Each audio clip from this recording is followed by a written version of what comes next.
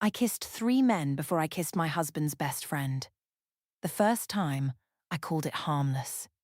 The second time, I called it a joke. The third time, I told myself my husband had left me no other way to find out whether he still wanted me. Each time, David saw enough to understand what I was doing, and each time he refused to shout, threaten, or compete. I mistook that control for indifference. So at his retirement banquet, in front of the men who had trusted him with their lives for 38 years, I put my hand on Michael's face and kissed the one person David had trusted with his pain. David was holding the engraved watch his crew had just given him. He closed the box, walked to the microphone, and finally broke his silence. What he said made every chair around me empty. My name is Laura Bennett. I was 56 years old, and David and I had been married for 31 years when I turned our marriage into a series of tests he had never agreed to take. David was 61 and worked as the lead mechanic for the county transit fleet. He did not drive the buses. He was the man who made sure other people could. For almost 4 decades, he had gone to work before sunrise, inspected brake systems, trained apprentices, and carried a small black notebook in his shirt pocket where he wrote down anything a younger mechanic might forget. Our daughter Beth used to say her father could hear a bad bearing through a concrete wall. Our grandson Noah believed David could fix anything with a wrench and enough coffee. That was how everyone saw him. Useful, careful, quiet. Those same qualities had once made me feel safe. When we were young, David never needed a room to notice him. At parties, he would stand beside me with one hand at the small of my back and listen while louder men performed. If my heel broke, he found glue. If my mother called at midnight, he drove. When Beth was born and I was too frightened to sleep, he sat beside the crib for 3 nights with one palm resting on the mattress so I could hear him breathing. But safety can become invisible when you live inside it long enough. The year before David retired, my mother died after a long decline. For almost 18 months, our lives had been medications, grocery lists, appointments, and sleeping with the phone turned up. David did more than I asked. He built a rail beside her back steps. He learned how to change the dressing on her leg. He drove her to physical therapy every Thursday while I worked at the dental office. At the funeral, he held my coat, found tissues for my sister, and made sure the caterer had been paid. Then we came home, and something inside me expected our marriage to begin again with music. It did not. David was tired. I was grieving. Beth had gone through a divorce and needed help with Noah. David's retirement paperwork covered half the dining table. Every conversation seemed to end with a practical answer. If I said we never went anywhere, he opened the calendar. If I said I felt old, he told me I looked beautiful in the same calm voice he used to say the tires were good for another winter. One night I stood in our bedroom wearing a green dress I had bought without telling him. It fit me better than I expected. For the first time in months, I looked in the mirror and saw a woman instead of somebody's daughter, mother, or emergency contact. David came in carrying a laundry basket. He stopped and said, "That color looks good on you." Then he set the basket on the bed and asked whether I had seen his reading glasses. I had wanted him to forget the glasses and cross the room. I wanted hunger, surprise, fear, something that proved I could still disturb the steady surface of him. Instead, I found his glasses on the dresser and handed them to him. I asked, "Would it bother you if another man looked at me tonight?" David studied my face. "Men look at you all the time." "That isn't what I asked." He put the glasses in his shirt pocket. "I trust you." At the time, those 3 words felt like an insult. The first kiss happened at our neighbor's Labor Day cookout. It was barely a kiss, which became the excuse I used for everything that followed. Our neighbor, Paul, had hired a contractor named Vince to rebuild his deck. Vince was in his early 50s, recently divorced, loud without being unpleasant. He complimented my green dress twice.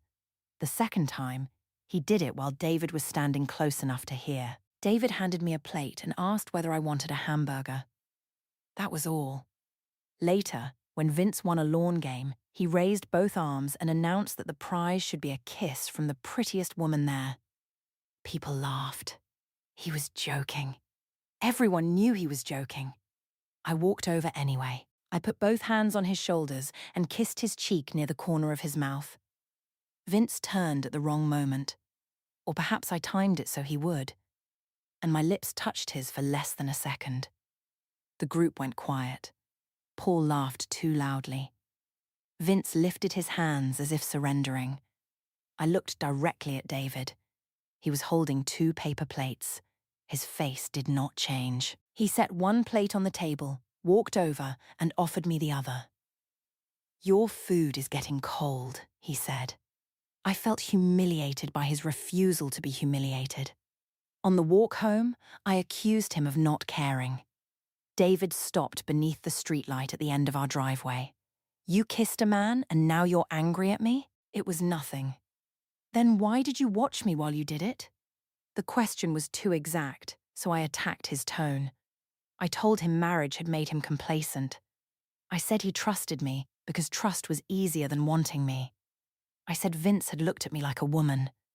David stood there with the leftover pie balanced in one hand. "I look at you like my wife," he said. "Maybe I don't know what that looks like anymore." His shoulders dropped a little. He asked me what I needed from him. That should have been the beginning of an honest conversation. Instead, I said if I had to give him instructions, it would not count. David carried the pie inside. The next morning, he kissed my forehead and left for work. I decided the whole thing had proved my point. Michael Reeves heard about it 3 days later. Michael had been David's best friend since they were 19. They had started at the transit depot in the same apprentice class. Michael moved into scheduling and later became an operations supervisor, but he still wore work boots even when his job required a tie. He was divorced, charming, and good at making concern sound like attention. He stopped by our house to help David move an old tool cabinet. While David was in the garage, Michael asked whether something had happened at Paul's cookout. I laughed and said David had probably made me sound unstable. "David didn't tell me anything," Michael said. "Paul did." That should have embarrassed me. Instead, I asked what Paul had said. Michael leaned against the kitchen counter. "That you were trying to wake your husband up." I asked whether everyone could see it except David. Michael looked toward the garage before answering. "David sees more than people think. He just hates giving anger the steering wheel. That sounds noble when you're not married to it." Michael smiled, but there was sadness in it. "He loves you, Laura. Then why doesn't he act afraid of losing me?" Michael said something that stayed with me for months. He said, "Maybe he doesn't believe you would make him compete." He meant it as a defense of David. I turned it into a challenge. The second kiss happened in December at the dental office holiday party. My co-worker Aaron had spent the year calling me his work wife, a phrase I pretended to dislike while never asking him to stop. He was 48, married, and harmless in the way people call a fire harmless while it is still inside the fireplace. David came to the party after a 12-hour shift. He had changed his shirt in the depot locker room, but there was still grease beneath one thumbnail. He brought a bottle of wine for my boss and remembered that the receptionist's son had enlisted in the Navy. Within 10 minutes, he was helping move an extra table because the caterer had miscounted the seats. Everyone saw his value. I wanted him to see mine in a different language. During a stupid photo booth game, Aaron held a piece of mistletoe over our heads. His wife had gone to get drinks. Someone raised a phone. I heard laughter and felt David somewhere behind me. Aaron expected a peck on the cheek. I kissed him on the mouth. It lasted 2 seconds. Long enough for the room to understand it was a choice. Aaron stepped back first. The person filming lowered the phone. My boss said my name in a warning voice. I turned toward David. He was standing beside the extra table with one hand resting on the back of a chair. His face had gone pale around the mouth. Then he straightened the chair, picked up his coat, and walked outside. For one ugly moment, I felt victorious. I had reached him. I followed him to the parking lot, expecting the argument I believed would save us. David was sitting in our car with both hands on the steering wheel. He unlocked my door but did not look at me. "Say something," I demanded. He waited until I fastened my seatbelt. "Do you want to be married to me?" I had wanted jealousy. He offered me a door. "Of course I do." "Then stop using other men to talk to me. At least Aaron notices me." David turned his head. The pain in his face was so open that I almost apologized. Then he asked, "Did you need his wife to notice too?" I looked away. He drove us home without turning on the radio. At one red light, his hands began to shake. He moved one of them beneath his thigh before I could see it clearly. I saw anyway. I told myself it was anger and felt relieved. The next morning, David slept on the couch. Not because he had banished me or made a dramatic statement. He said he had not wanted to lie beside me while imagining what everyone at the party had seen. I called that punishment. He called it sleep. Michael came over that afternoon. David and he spent 2 hours in the garage with the door closed. When Michael left, I followed him to his truck and asked what David had said. "That's between us," Michael replied. "I'm his wife." "Then talk to him." I said David would only ask calm questions until I felt like a criminal being interviewed. Michael rubbed his forehead. "Laura, stop pushing him." "Why? Is he finally angry?" "Yes." The word should have frightened me. Instead, it felt like proof. I asked how angry. Michael opened his truck door. Angry enough that staying quiet is taking work.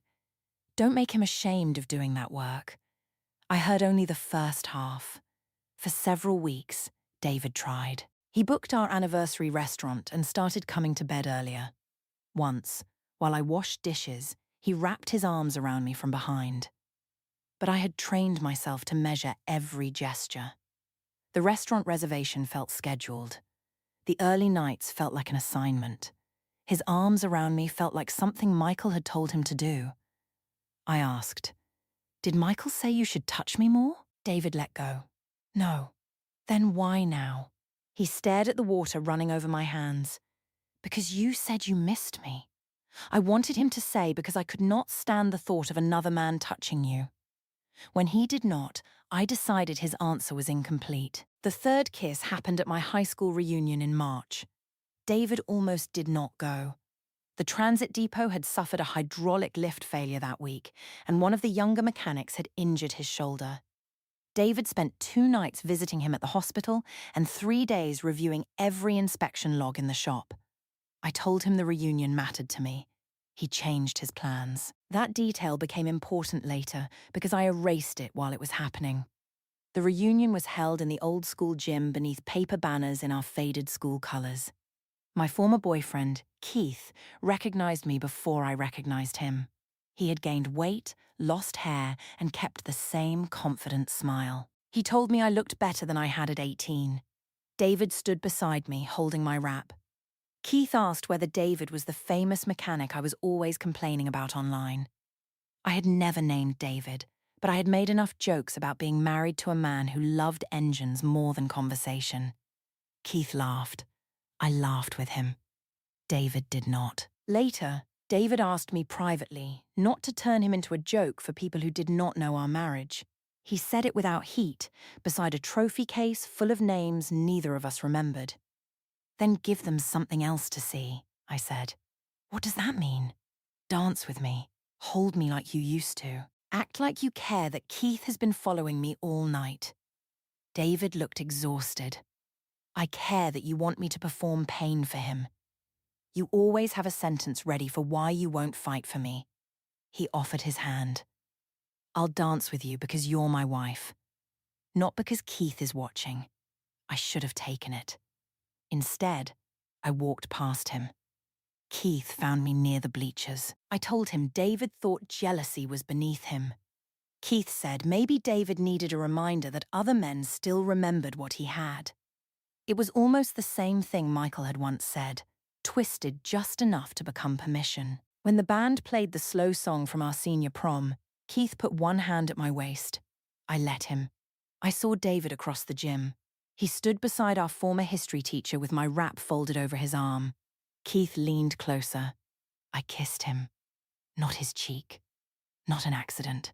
I placed my palm against his chest and kissed him on the mouth while the song kept playing. David watched for 1 second, then 2. He did not approach us. He did not threaten Keith.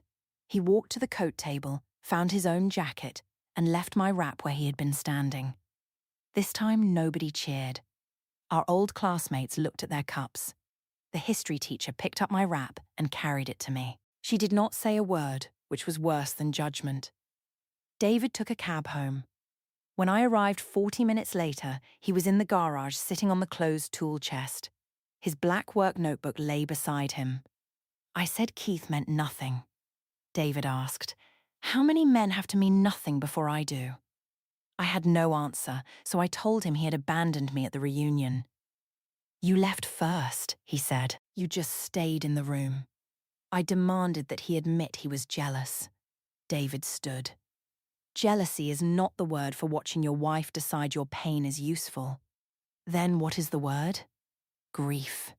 He walked past me into the house. That should have ended the tests. Instead, it made me desperate to win one. David moved into the guest room for 3 weeks. He did not announce a separation. He continued paying bills, taking Noah to baseball practice, and checking whether I needed anything from the grocery store. At night, the strip of light beneath the guest room door stayed on long after midnight. Twice, I heard him talking quietly on the phone. Both times, he stopped when I passed the door. I assumed he was speaking to Michael. I was right. What I did not know was that David had called Michael after every kiss. Michael knew about the shaking hands in the car. He knew David had cried in the garage after the holiday party. He knew David had stood outside the reunion for 10 minutes because he could not trust himself to drive. Michael knew something else too. David's father had been a jealous, violent man. When David was 14, he had watched his father punch a hole through a kitchen door because David's mother danced with a neighbor at a church picnic. At 19, after his mother finally left, David made Michael a promise in the depot locker room. No woman would ever have to fear what he might do because she embarrassed him. He would leave a room before he became that man. David had told me a softer version early in our marriage.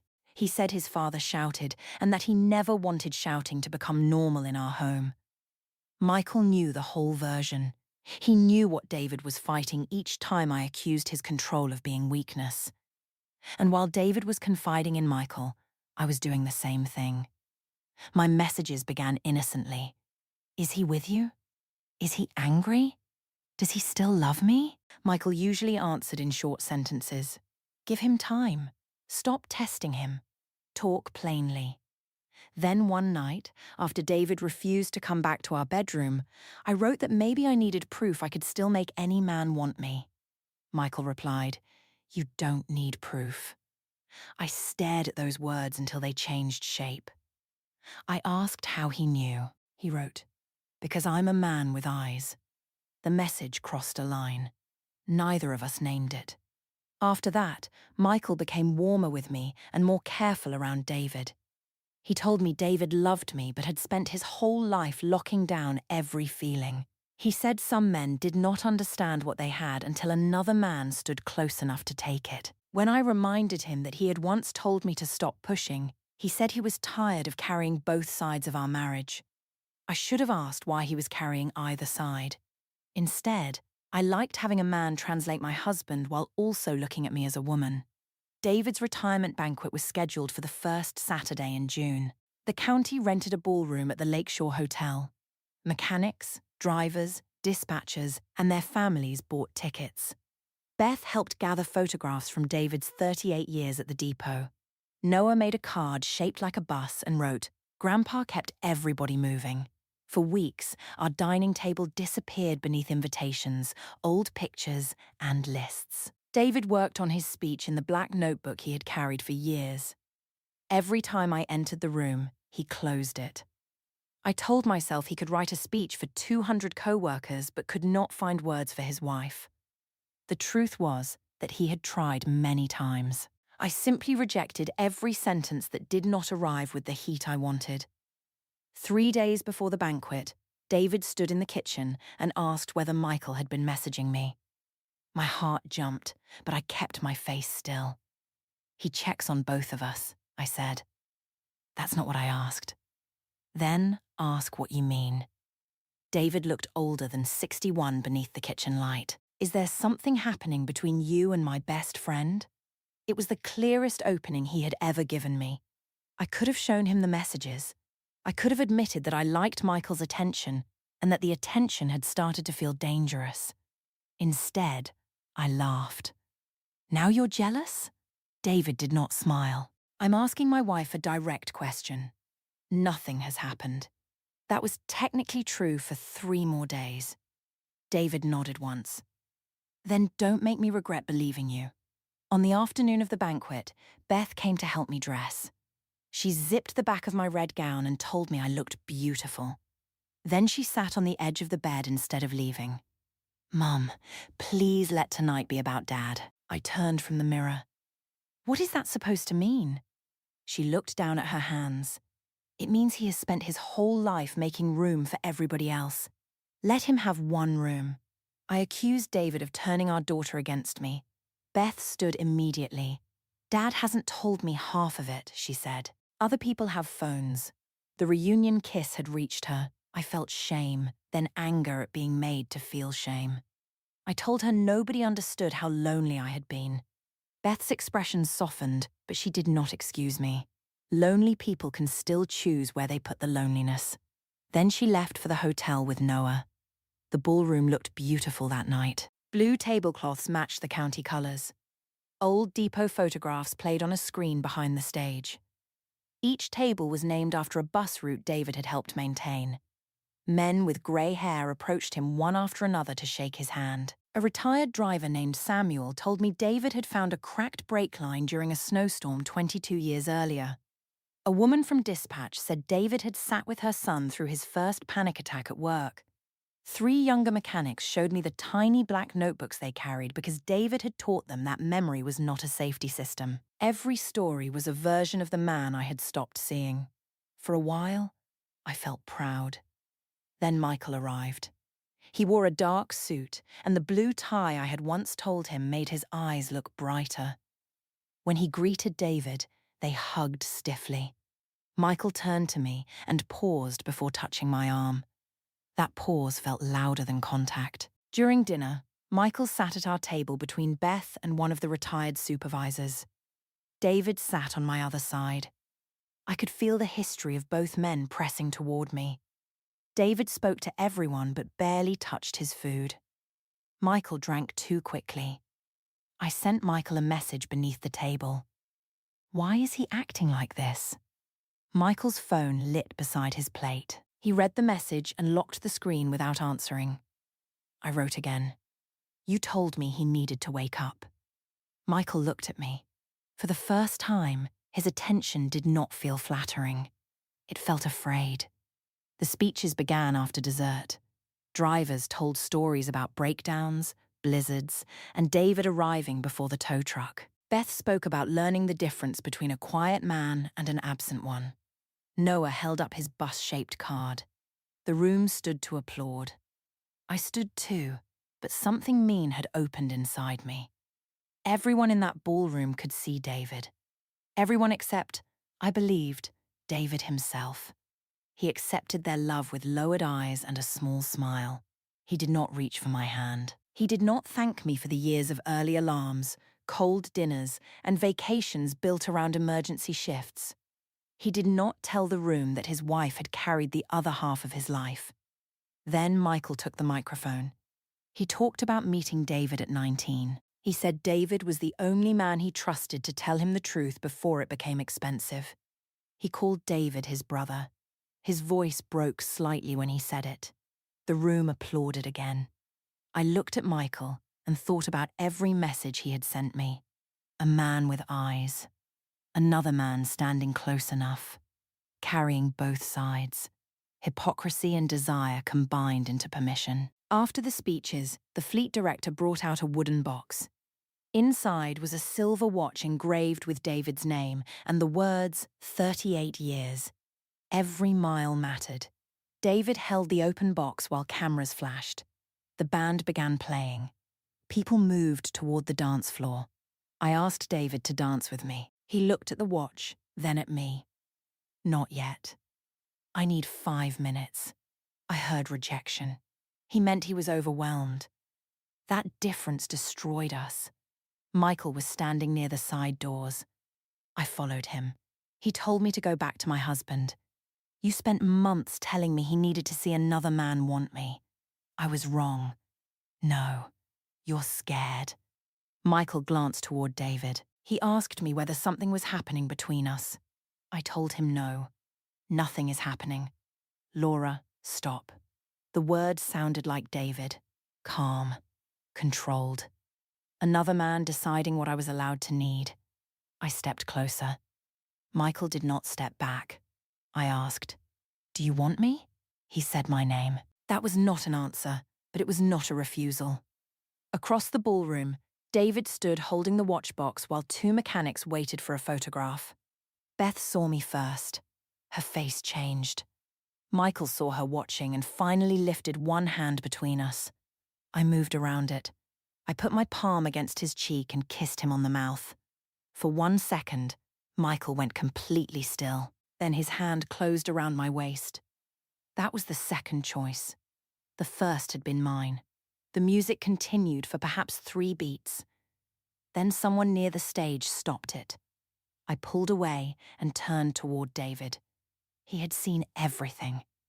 The watch box was still open in his hands.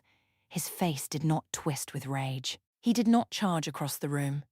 He looked at Michael first, and in that look was a conversation 38 years long. Michael removed his hand from my waist. David closed the watch box. He walked to the stage. No one spoke as he took the microphone. I had a retirement speech, he said. It was mostly thank yous. His voice was steady, but one hand shook around the wooden box. For 38 years, people in this room trusted me with machines carrying children, workers, and grandparents home. I learned that trust is not the absence of fear. Trust is what you do while fear is present. He looked at me. Laura kept asking why I didn't fight other men for her. The answer is that she was never a prize another man could take. She was my wife. She had a choice every time. My face burned as the room turned toward me. Then David looked at Michael. And you knew why I left rooms instead of raising my voice. You knew what it cost me to stay the man I promised to be. Michael whispered, "Dave." David lifted one hand. No. You both wanted my reaction. Here it is. He placed the watch box on the podium. I am done confusing endurance with love. Then he stepped away from the microphone. Nobody applauded. That would have made the moment easier. Instead, Samuel, the retired driver, stood and walked toward David. Then 2 mechanics stood. Then the dispatcher. People did not rush me or shout at Michael. They simply moved. The room reorganized itself around my husband. Beth reached the podium, picked up the watch box, and carried it to her father. Noah took David's hand. The younger mechanics followed them toward the doors. I called David's name. He stopped but did not turn. I said, "You finally said something." David looked back then. "I've been saying it for a year," he replied. "You only listened when the room did." He walked out with our daughter, our grandson, and half the people from his retirement banquet. Michael stayed beside me for less than a minute. He said the kiss had surprised him. He said I had grabbed him. He said his hand at my waist had been instinct. Each sentence placed another inch between us. I stared at the man I had chosen as the final measure of my worth and watched him become small. "You told me to make him jealous," I said. Michael looked toward the doors. "I told you to talk to him too." Then he followed David. The next morning, David's side of our closet was still full. His shoes remained by the door. His coffee mug sat in the cabinet. For a few hours, I convinced myself that meant he would come home. At 10, Beth arrived with a cardboard box. Inside were my toiletries from the hotel room, the red dress folded badly, and the place card from the banquet. David was staying with her. I asked when he was coming back. Beth put the box on the kitchen table. He isn't ready to be in this house. I told her Michael had encouraged me. I showed her the messages, expecting them to divide the guilt. She read enough to understand, then handed the phone back. Do you know what Dad was doing every time you messaged Michael? I said I assumed he was complaining about me.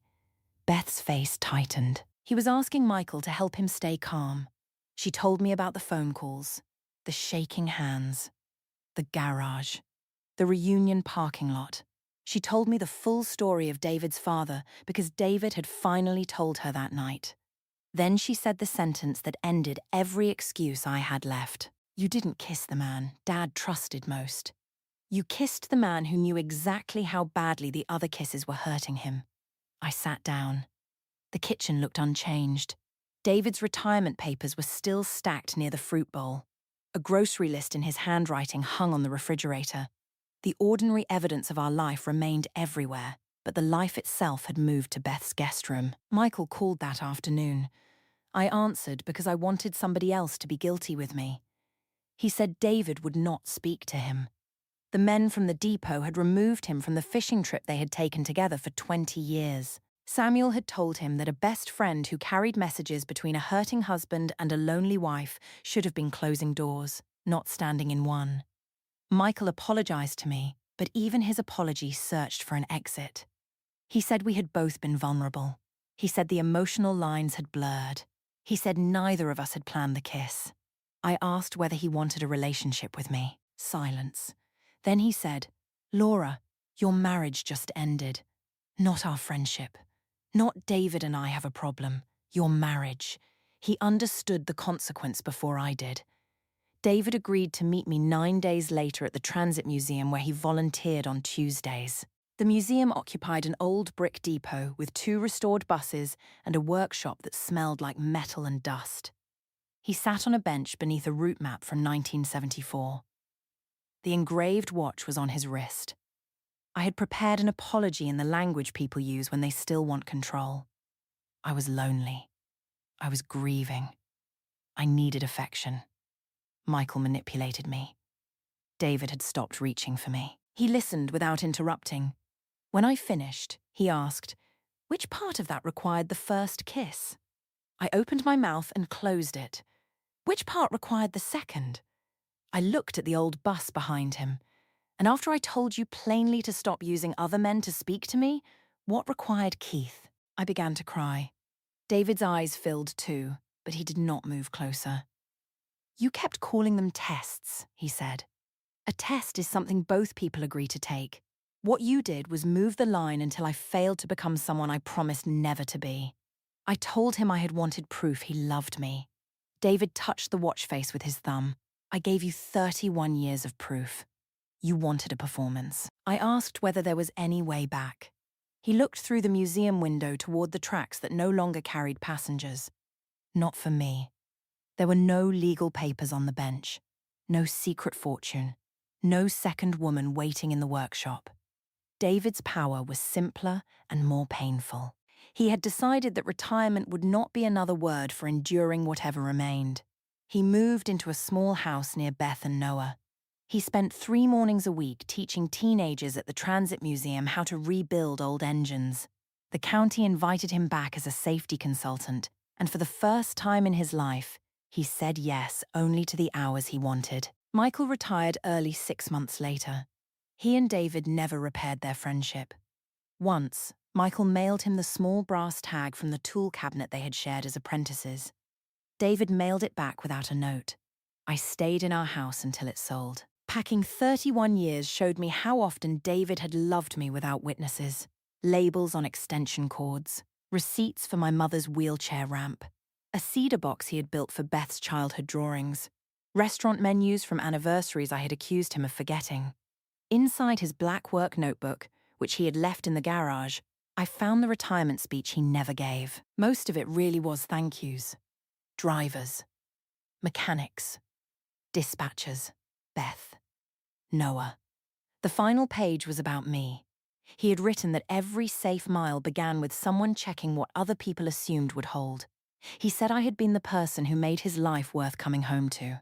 He planned to thank me for carrying the years he spent beneath other people's machines. Beneath that paragraph, in different ink, he had added one sentence after the reunion.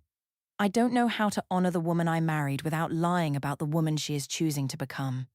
I sat on the garage floor and read that line until evening. A year after the banquet, Noah completed his first restoration project at the museum. It was a red metal toolbox that had belonged to a retired driver. Families gathered in the old depot while the students displayed their work.